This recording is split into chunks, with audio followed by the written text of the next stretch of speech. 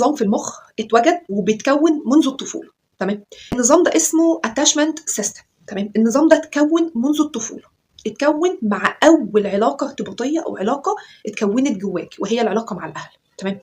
النظام ده مجرد ما بيحصل فيه خلل او بيحصل فيه نقص او تجاوف او اي احتياج بيفضل موجود، بيبقى فيه خلل واحتياج معين وفضاء او فراغ في حاجات معينه. ده طبعا بتبقى ناتجه عن عقد الطفوله والتربيه والكلام ده كله. تمام. فعلى حسب الفجوه او على حسب التجوف او الاحتياج اللي موجود، او على حسب النقص اللي حصل، او على حسب ما السيستم ده اتنظم اتبرمج واتكون، تمام، بنبدا شخصيتنا احنا تتكون ويبدا يبان التجوف ده او الفراغ ده فيه.